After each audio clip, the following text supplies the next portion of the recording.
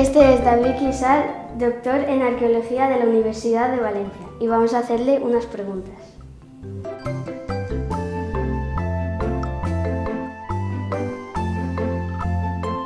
¿Por qué decidiste ser arqueólogo? Pues yo quiero ser arqueólogo desde pequeño, porque cuando estaba en el colegio empecé a leer el libro de la Ilíada sobre la guerra de Troya y me gustó mucho, y a partir de entonces me empezó a gustar la historia antigua, me gustaba la historia de Grecia y también era muy aficionado a las películas de Indiana Jones, tengo que reconocerlo, y decidí que quería estudiar historia y dentro de historia especializarme en la antigüedad. ¿Y cuánto tiempo llevas? Pues desde el primer curso de entrar en la carrera, porque arqueología en Valencia no es una carrera propia, sino que nosotros estudiamos historia y dentro de historia nos especializamos en arqueología, pues desde los primeros cursos yo empecé en verano a hacer prácticas de arqueología, que yo era simplemente estudiante y todos los veranos me los pasaba excavando en un sitio o en otro, hasta que pues poco a poco vas cogiendo práctica, luego ya te licencias y empiezas a poder trabajar ya de la arqueología. A lo largo de tu carrera, ¿cuál es el yacimiento arqueológico que más te ha gustado? Pues he tenido la suerte de, como empecé muy pronto, poder probar yacimientos de todas las épocas. Yo he excavado desde prehistoria, desde paleolítico hasta iglesias medievales, es decir, más o menos he podido tocar todo. Pero sin duda el más espectacular donde he tenido la suerte de poder trabajar es en Pompeya, en Italia, que es la ciudad romana que fue sepultada por la erupción del Vesubio, porque lógicamente es un yacimiento de los más importantes a nivel mundial, todo está muy bien conservado, encuentras una cantidad de objetos que no tiene comparación con prácticamente cualquier otro sitio. También me gustó mucho Ampurias, en Cataluña, es una colonia griega, que fui en el último año de la carrera, y el Pico de los Ajos también. Tenemos que decir que de los más espectaculares donde he podido trabajar es en el Pico de los Ajos, aquí en Yatoa. ¿El nombre Península Ibérica se debe a los íberos? Pues el nombre de la península ibérica viene de Iberia. Iberia es el nombre que dieron no los íberos, sino los griegos a los íberos, porque está en relación con la presencia de un importante río en la península, que es el río, le llamaban Iber, que de ahí viene nuestro actual nombre del río Ebro. Entonces era un río muy importante en la antigua península ibérica y los griegos le dieron el nombre de Iberia a la zona, y de ahí viene el nombre de íberos a las gentes que habitaban estas tierras. Luego los romanos ya son los que acuñaron el nombre de Hispania y llamaban hispanos a los que eran de esta zona. ¿Por qué la Dama de Elche es tan famosa? Pues es muy buena pregunta, porque además no es simple. La Dama de Elche es una pieza arqueológica muy importante, es decir, es famosa y de una forma merecida por su riqueza a nivel arqueológico, pero también es famosa por toda la vida que ha tenido esta pieza desde su descubrimiento. Es uno de los hallazgos más antiguos, se encontró a finales del siglo XIX, es decir, hace ya más de 100 años, y es una pieza que cuando se encontró fue a parar, porque la compraron en Francia, fue a parar al Louvre, al Museo del Louvre en París, estuvo allí muchos años junto con otras piezas del mundo ibérico. Luego en los años 40 volvió a España, al Museo Arqueológico Nacional, que es donde hoy en día está, y es famosa por dos motivos. Uno, porque sirvió para identificar a los íberos como una cultura propia, puesto que podéis imaginar cómo hace más de 100 años pues los arqueólogos no tenían muy claro qué había antes de los romanos, si había una cultura propia, si era algo de otras zonas. La propia Dama de Elche, cuando se encuentra, no tenían claro qué era, si era una pieza romana, si era una pieza griega. Y luego, a su vez, es importante porque se ha convertido en un icono, en un símbolo. Es una pieza que todo el mundo conoce, que incluso pues ha servido para cualquier cosa, para estampar billetes de peseta, para incluso hacer monumentos falleros en la ciudad de Valencia. Es decir, no solo es la importancia de la pieza, sino también lo que representa, lo que simboliza. ¿Cómo se puede saber si un objeto es íbero? Pues en la mayoría de los casos se trata de cerámica. Tenemos que tener en cuenta que en una excavación el 90% de lo que aparece es cerámica. Entonces hay arqueólogos que están, digamos, que se han especializado en el estudio de la cerámica y saben, a partir de sus características, del color que tiene, del tipo de pintura, de todas estas cosas, saben si es una cerámica ibérica, si es una cerámica de la Edad del Bronce, si es romana. Entonces, a partir de ahí se puede atribuir a un periodo o a otro. En el caso de otros materiales, pues depende. Hay veces que incluso no se puede saber, porque, yo qué sé, un hierro, si no aparece en un contexto, es complicado decir si tiene 100 años o si tiene 1000. Luego hay otras veces que sí que se puede saber, pues, por las características. Una moneda, pues a partir de las imágenes o la leyenda que pueda tener, la pintura por el tipo del estilo que tenga, es decir, pero sobre todo lo que nos ayuda es el contexto, es ver junto a esta pieza qué otras cosas aparecen y a partir de ahí pues se puede datar la antigüedad del yacimiento. ¿Tú cómo sabes dónde tienes que excavar justamente? Pues en la mayoría de los casos se sabe porque antes de excavar, que es seguramente el proceso más conocido de la arqueología, existe otra cosa que es la prospección. Prospectar es reconocer yacimientos en superficie, porque generalmente en aquellos lugares donde ha habido una ocupación humana, es decir, donde se ha vivido en el pasado, generalmente siempre quedan restos en superficie. Generalmente, como hemos dicho antes, cerámica. La cerámica es indestructible, prácticamente siempre está en superficie. Entonces tú tienes que ver dónde hay mayor concentración de restos, también tienes que ver si queda algún tipo de muro o algo en superficie, las características del terreno, y a partir de ahí pues decides empezar en un sitio o en otro. Otras veces también puedes hacer prospecciones de otro tipo antes, geomagnéticas, etcétera, que te den una idea de dónde pueden estar los restos. En el Pico de los Ajos, que es donde trabajamos aquí en Iàtova, por desgracia sabíamos dónde teníamos que empezar porque cuando fuimos ya se veían muros en superficie, porque como durante muchos años se han hecho excavaciones de forma clandestina, pues se veía dónde estaban los restos en superficie muchas veces. ¿Qué es el expolio? Pues el expolio es un delito, y es el delito, cualquier tipo de delito que se comete contra el patrimonio arqueológico, es decir, contra los yacimientos, y que generalmente nosotros atribuimos a pues robar piezas arqueológicas, todo lo que es el mercado negro de antigüedades, y sobre todo pues ir a los yacimientos y agredirlos, desde recoger materiales en superficie a lo que sobre todo pues es más perjudicial para los yacimientos, que es hacer agujeros, buscar piezas, ir con detectores de metales. Es decir, algo que por desgracia pues el Pico de los Ajos aquí en Iàtova pues ha sufrido durante muchos años.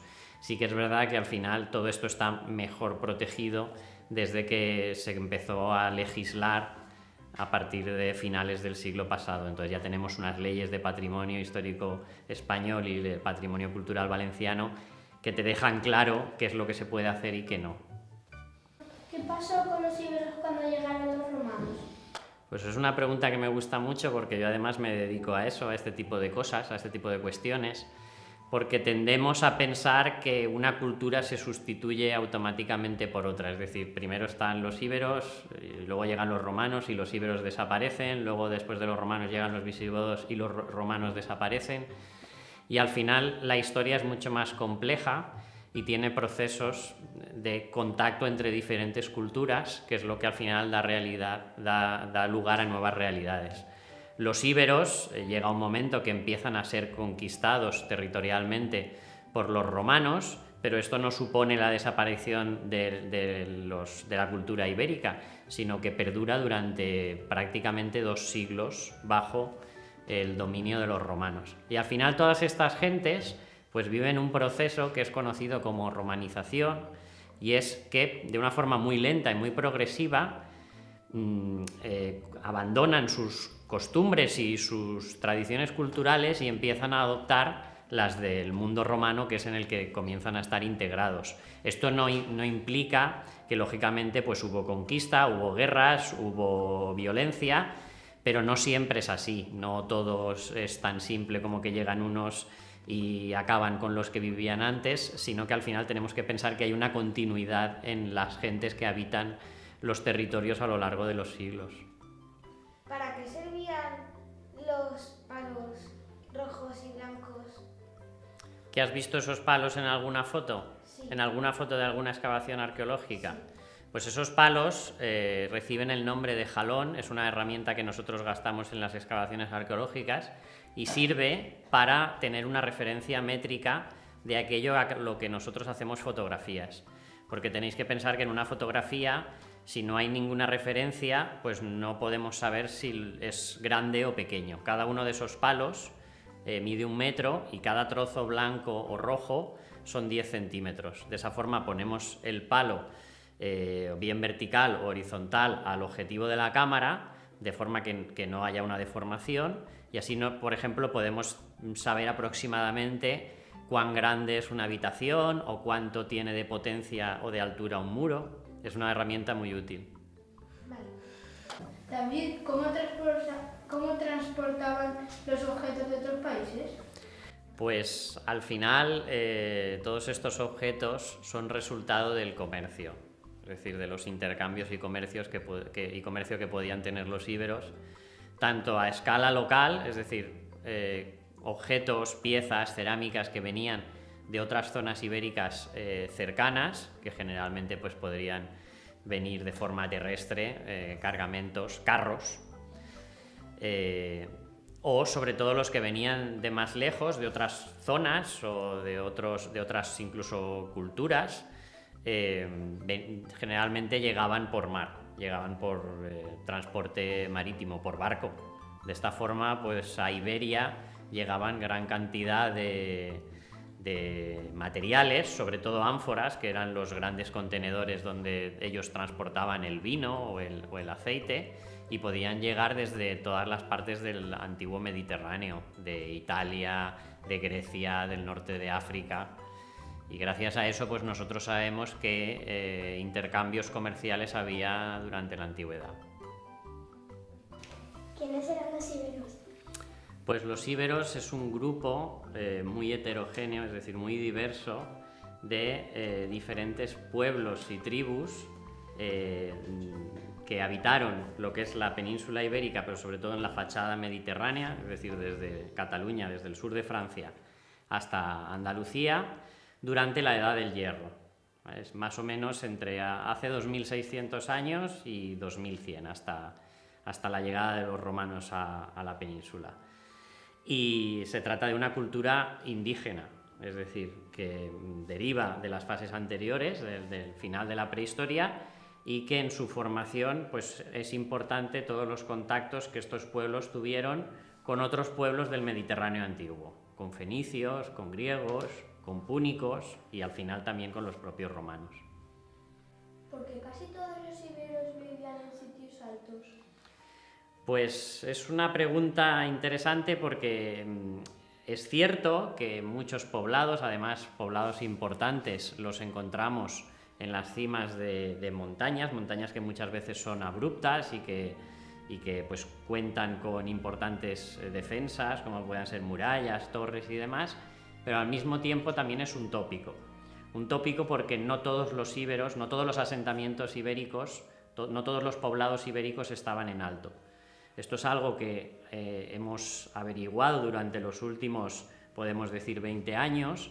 Se han investigado y se han excavado muchos asentamientos ibéricos en cotas bajas, en el llano, que podían ser pues desde caseríos, granjas, pequeños asentamientos que estarían dedicados a la producción agrícola, agricultura, ganadería y demás, de forma que el poblamiento ibérico sería muy parecido a lo que tenemos hoy en día. Hoy en día tenemos desde grandes ciudades a pequeñas aldeas, pues en época ibérica pasaba un poco lo mismo, el poblamiento estaba muy organizado y había diferentes rangos de asentamientos, diferentes rangos de lugares de hábitat.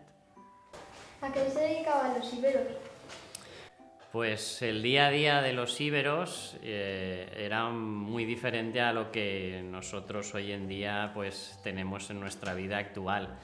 Ellos y ellas dedicaban mucho tiempo a las labores sobre todo del campo, que al final es lo que les daba su riqueza, ¿no? La agricultura, la ganadería, el cultivar los campos, el cuidar el ganado. En eso dedicaban gran parte del día. Luego también pues había artesanos, había gente que se dedicaba a hacer cerámica, a tejer. Esto se piensa que generalmente pues podían ser las mujeres, a la cocina, incluso también otro tipo de actividades artesanales como podía ser la metalurgia, es decir, fabricar objetos en metal, herramientas, armas. Luego, lógicamente, también en ocasiones podían dedicarse a la guerra, en el caso de que estuviesen en conflicto, tuviesen que defender su poblado. Pero sobre todo lo que quizás nos llamaría más la atención hoy en día sería la de tiempo que igual podían perder en cosas que nosotros no le damos la importancia que tienen, como por ejemplo ir a por agua. Hay veces que dentro de un poblado no había ningún tipo de fuente de abastecimiento de agua, ningún aljibe, ninguna cisterna, entonces tenían que perder pues un tiempo todos los días en ir al manantial más cercano, coger agua, coger leña para calentarse, para cocinar, este tipo de cosas que nosotros no le acabamos de dar la importancia porque estamos acostumbrados a ir al supermercado y comprarlo todo. ¿Por qué es importante el pico de los ajos? Pues el pico de los ajos es conocido, bueno, las menciones más antiguas que tenemos al pico de los ajos son de Cabanilles, que es un ilustrado, un botánico que se dedica a viajar por diferentes zonas de Valencia y estamos hablando del siglo XVIII, es decir, ahí ya se conocía que habían restos. Pero sobre todo ganó importancia y se conoció a raíz de hace pues ya unas décadas del hallazgo de una importante colección de plomos escritos en lengua ibérica, ¿vale? Documentos con escritura ibérica. Hay 3 plomos más otro tipo de objetos también con escritura ibérica que hacen que la colección de textos escritos de este yacimiento sea de las más importantes del mundo ibérico. Estos plomos están en el Museo de Prehistoria de Valencia. Entonces, a raíz de eso, el poblado pasó a ser conocido. Por desgracia, también sufrió la acción del expolio, actividades clandestinas, excavaciones ilegales durante muchos años, y desde el 2017 pues el Ayuntamiento de Iàtova juntamente con la Universidad de Valencia pues estamos colaborando por tal de excavar con metodología arqueológica rigurosa pues parte de su superficie total, por tal de conocer mejor pues cómo era el poblado, cuánto tiempo estuvo habitado, qué funcionalidad tendría, qué tipo de actividades se desarrollaron en él, que lógicamente pues toda esta información con excavaciones arqueológicas pues podemos extraer datos mucho más ricos que lo que simplemente podamos conocer recogiendo materiales en superficie.